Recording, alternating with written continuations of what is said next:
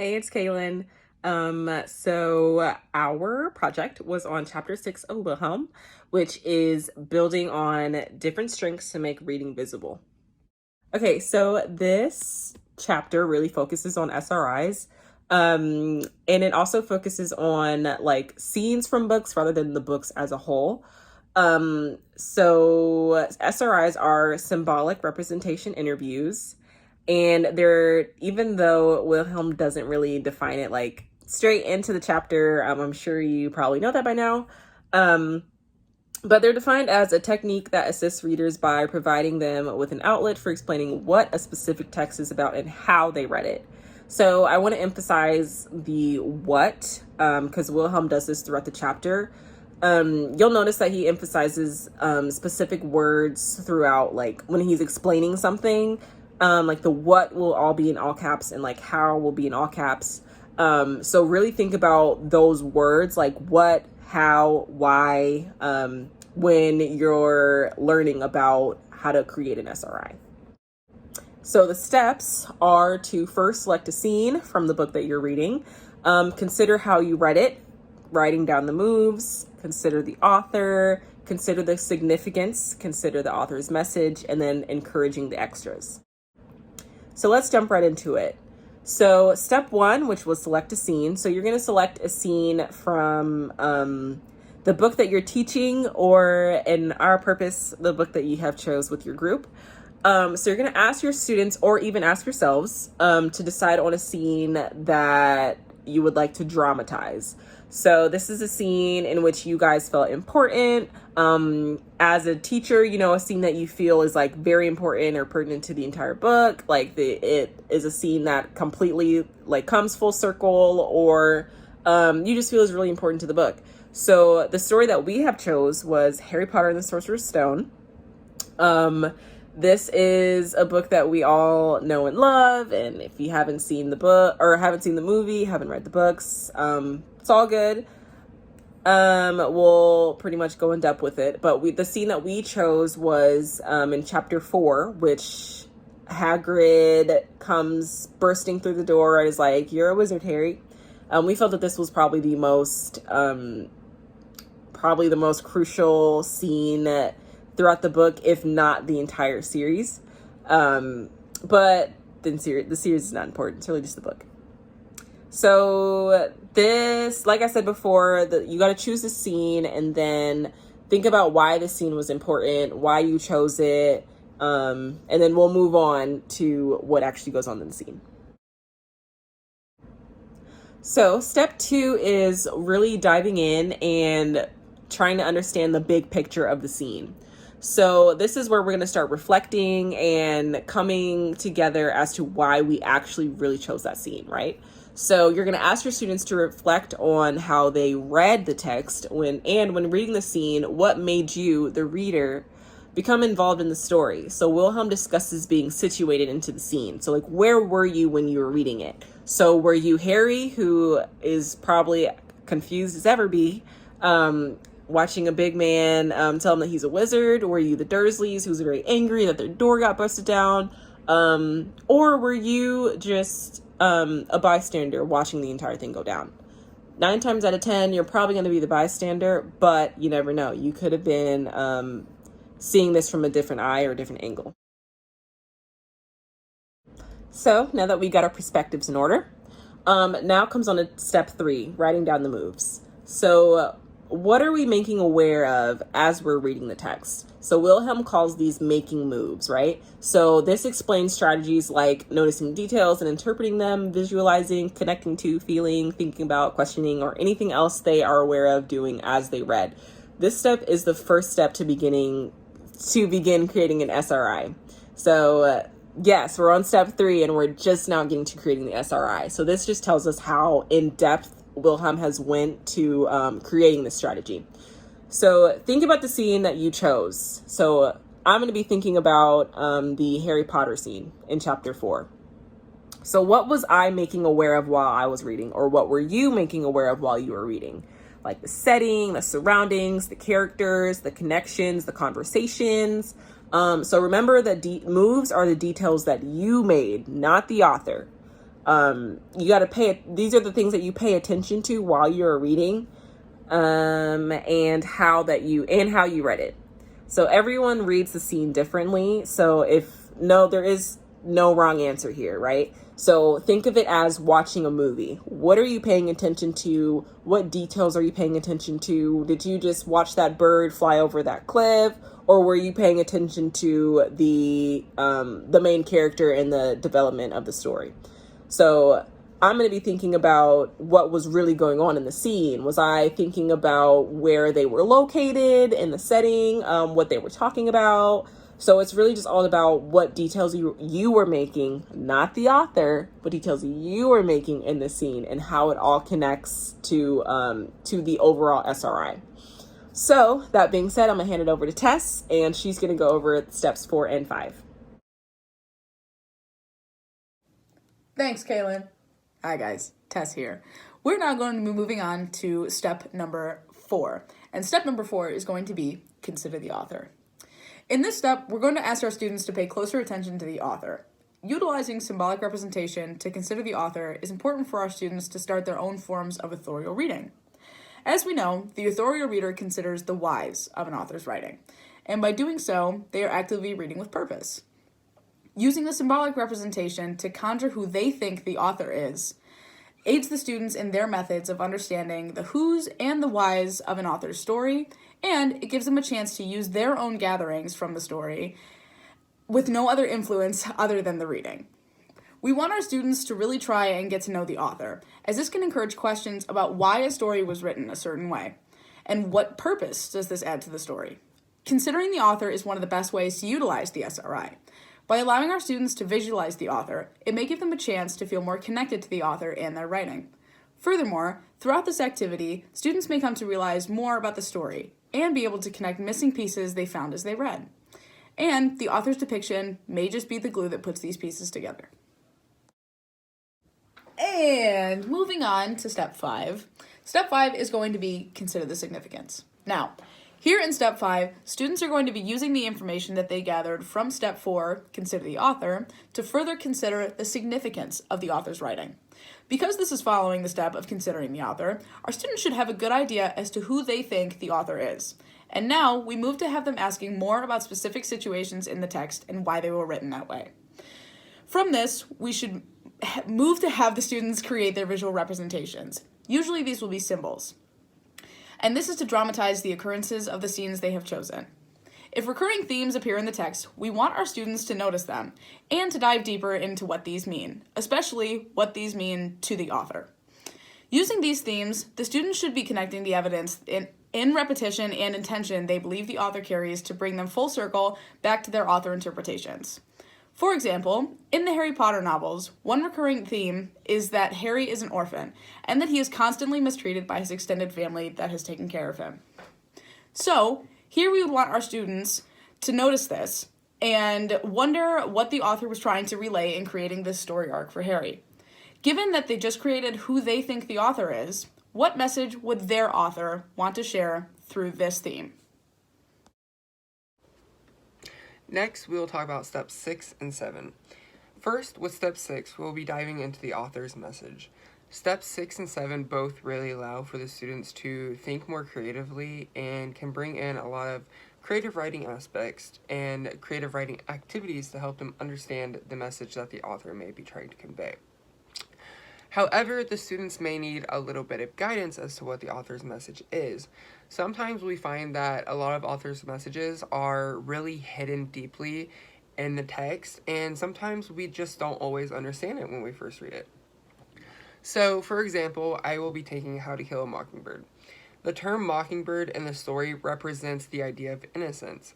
However, students might not quite be on the track of getting that message because it is kind of a harder message to understand. And I know, personally, I did not quite understand that when I first read it. So, asking questions that will give the students more of an idea as to what the teacher is looking for is a great way to help them get on track. So a question for How to Kill a Mockingbird might be, how does the mockingbird of the story represent in its entirety? Think back to the title as well as what is happening in the story. This may help them come to a better conclusion. Then have them share the theme or message that they picked out in the scene that really helped them solidify their answers. How do these messages in the scene come across? How does it make the reader feel? Do you think that this is what the author really intended? This will in turn then help them pick out the symbolic messages and imagery that they may have missed or glossed over. For step 7, we encourage our students to go above and beyond when it comes to thinking about deeper meanings and how certain elements of the story could stand out more to get the message across. For this activity, you would have your students do some creative writing. Have your students pick out a scene from the book and allow for them to add specific elements to the scene that would help them or even their fellow students interpret the scene better. Some ideas to help them do this could include adding more dialogue, a new background setting, or even setting the tone with music. This portion allows for the students to think more creatively, but also get their own ideas across about the story and what the author is trying to convey. Now, there are more steps, and Kaylin will go over them. However, because of time and COVID restrictions, it's not quite possible yet to show them, but we will represent them through the puppets that we're about to show you. And through the use of puppets, we will demonstrate all these steps that we have talked about. As a reminder, we have chosen Harry Potter and the Sorcerer's Stone as our book, and the scene in Chapter 4 where Hagrid tells Harry that he is a wizard. One of the most, we felt, crucial scenes of the entire book.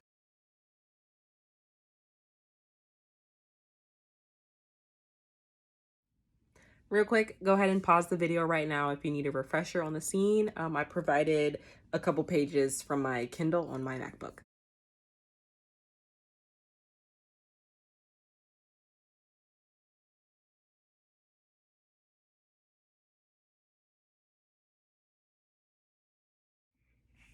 All right, so I had Harry, and I'll just go ahead and explain my puppets really fast. Oh crap. Okay, Harry, and I drew the word fear.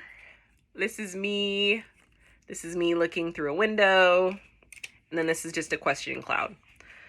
All right, so diving into it.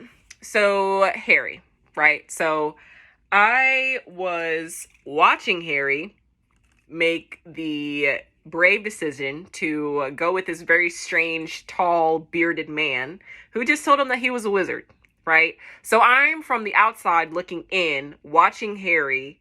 You know, maybe he's scared, maybe he's fearful because, you know, if you really think about it, this strange guy just bursted down his door of his family's vacation home and is like, "You're a wizard. Come with me to Hogwarts. I'm going to teach you how to be a wizard." So, honestly, I would be completely confused. So, as an outsider looking in, I was like,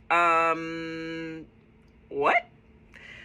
So, I also put fear because, you know, Harry might be scared, like, is this guy evil? You know, I'm surrounded by bad people my entire life, so maybe this is just another bad guy who just wants me to clean his floors or something, right? You know, but me, I was happy. I was like, oh my gosh, finally someone is rescuing Harry, and I can't believe it. Like, he's gonna have a better life. He's going to learn how to control his wizardry or his powers. Yeah, so I just felt really excited. I also was confused because, like Harry, I might have been also fearful for him because we don't really know what's gonna happen if he does go with him. So I guess I was questioning, you know, Hagrid's integrity, like his responsibility as an adult. Like, is he a good guy? Is he a bad guy? I mean, but like Peyton had said, he is a very lovable giant. But, you know, we don't really know that until we get deeper into the story. But, I mean, he seems like a really genuine guy. But, you know, every genuine guy has bad attributes to him, you know? Not every person is perfect. And I think this scene kind of gives us an idea of who Hagrid really is, but not all the way to where it's kind of spoiled. I mean, for someone who has read the book many times, seen all the movies, I know what's going to happen, but I'm not going to spoil it. But you never know. So, yeah. Next, we will talk about the Hagrid puppet and the self puppet for Hagrid. So for the self puppet, I have a puppet with 3 hearts, and they're badly drawn hearts, I know. And so I said, I feel almost like a fatherly figure to Harry. I am the one telling Harry about his true origins and one of the people who knew his parents. And as we know, Harry Potter never knew his parents. So to meet another character who had a relationship with his parents is huge. Then for the Hagrid puppet, I put that Hagrid is a sort of lovable giant who at first glance may be alarming to people and even come across as scary.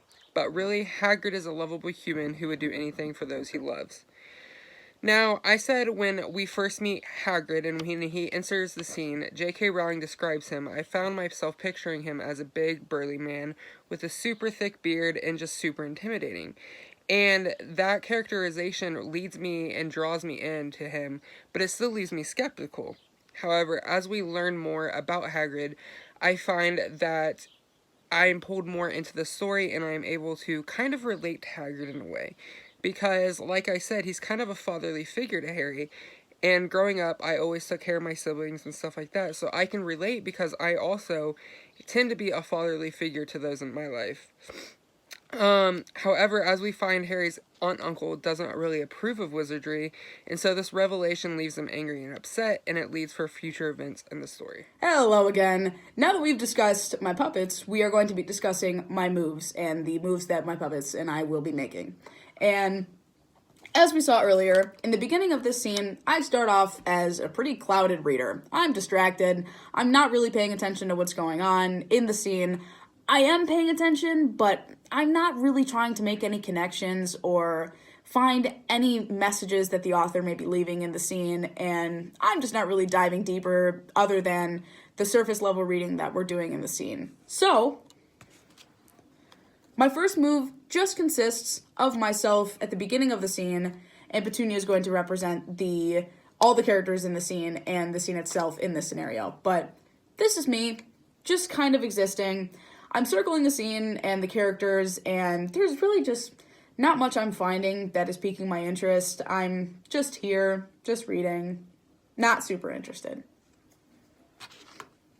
However, that doesn't last for long, because once Hagrid arrives and begins the conversation with Harry about how Harry is a wizard, Harry gets into an argument with the Dursleys, which is including Aunt Petunia, and my interest begins to peak a little more than it had before. So my second move is actually going to be my new reader self, as the scene goes on and these conversations continue to happen, starting to peek in through the shadows. I'm still a little distracted, and I haven't found something or somebody super specific that I feel connected to until Aunt Petunia makes it known that Harry's mom was her biological sister. Prior to now, I really wasn't sure of any of the blood relations, and I wasn't totally sure why Aunt Petunia was treating Harry the way she did. And finding this out, I became extremely interested in not only the scene itself, but the relationships between the characters. So my second move would actually be my new interested reader self kicking away the clouded reader that I once was at the beginning of this scene. And my final move includes my new reader self at the throughout this scene and the character of Aunt Petunia. And the move I make here is actually, I find myself paying close attention, now that I am being attentive, to Aunt Petunia's character. And this is because throughout the conversation that they have in this scene, that they meaning Harry, the Dursleys, and Hagrid, throughout the conversation they have in this scene, I learn a lot about Aunt Petunia, especially why she treats Harry the way she does. I learned that Aunt Petunia resents Harry because Harry is all that is left of Petunia's sister Lily, who had passed away and was Harry's mom. And Petunia always resented her sister, and I found it super interesting that Petunia was who she was, and I think I got a little clue as to why she behaved the way she did, because she grew up with a sibling who was quite literally extraordinary, and Petunia couldn't help but just feel ordinary. And learning all of this in such a short span of time, especially in a scene that's supposed to be all about Harry, I feel like I learned a lot more about Petunia.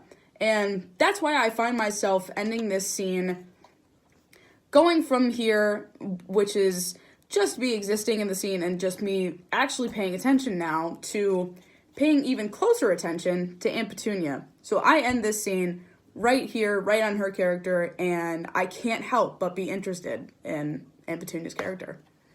So to wrap up, I really do like this strategy, even though, it's really long, it's very lengthy. There's a lot to it. However, I think the backbones and the structure of this strategy really, really, really helps our students, and it helps us as teachers, and even me as a student. So I think it helps connect the students to the book rather than focusing on the main idea of the book. It focuses on the specific scenes which help pertain to that main idea, if that makes sense. So, for example, with the Harry Potter scene, that helped us understand who Hagrid was, who Harry was, and it also helped us understand like the overall involvement of the Dursleys and how they had been hiding this entire lifestyle away, hiding it from Harry. And even though it's like a scene from the book, it's more going in depth with it and understanding why this happened and how this happened and the perspective in which you had and your students will have. Because, with this strategy, like there's no wrong answer. Every student will have a different perspective and something more to add to the discussion. And that's what I really like about this story. About the strategy. And I also think that it boosts creativity because it makes them go in depth with thinking about scenes and thinking about characters, and how they felt about the story. So I think a lot of the time strategies will like focus on the author and how the author wanted you to pertain it, but this really has to do with the reader. So a lot of times as a former high school student, a lot of times my teacher would be focusing on how the author wrote the book or what the author's intentions were. But I think as a student, I never really got to focus on what I really thought about the book. Of course we give opinions and everything, but that's more for our teacher to understand like what our perspective was on the book rather than on the specific scenes and what we thought about the characters at this moment in time rather than throughout the entire book. And I also think it also just better helps us as teachers and getting the bigger picture with not necessarily the bigger picture of the book, but the bigger picture of the overall intention of the reader. And I feel like this is something that students can use later on in their educational career. If they, fingers crossed, they want to continue it. But especially as someone who has never heard of this strategy like myself, I definitely will use this in the future. I think that my students will be able to think outside the box, and I give them the opportunity to come up with their own perspective rather than me asking questions and poking at them just to see if their perspective is different. But this has them thinking about their perspective rather than wanting to answer a question that I'm asking, if that makes sense. But I really do like the strategy. I'm sure Tess and Peyton both liked it. But yeah, thanks for watching. And if you have any questions, shoot them at me. We'll be ready to answer them. Thanks. Hi again, Tess here. First off, I would like to apologize for the poor quality of my phone. I'm not really sure why it's doing that. However, I'm here to talk to you just one more time about the SRI and give a couple closing statements as to why I think it's an effective way of teaching. And to start off, I know the SRI seems like it is pretty jam-packed with activities and strategies and things for the students, not only the students to do, but for us as teachers to do as well. And while that might be true, I think strategies like this that are more on the lengthier side, I think offer more opportunity to students to grow and to grow in themselves as readers through different strategies in themselves. So not even necessarily different teaching strategies, but different reading strategies for our students. And as we know, through Lesson and especially through Wilhelm, there are so many different types of readers out there, and I think something like the SRI is really, really important and beneficial to visual learners because it really gives an opportunity for the students to connect their imagination to their findings and connections they've been able to find throughout the text. And even if there are students who are visual learners who don't really pay attention much to context, I think the SRI is a really beneficial way of getting them more on track to be in their zone of proximal development. And I think the SRI can really lead students to be authorial readers, especially because the SRI utilizes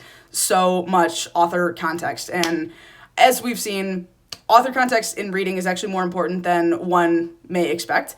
And the SRI really puts emphasis on that, and I think that's extremely beneficial and important for students. And the SRI encourages critical thinking, whether it may seem that way or not.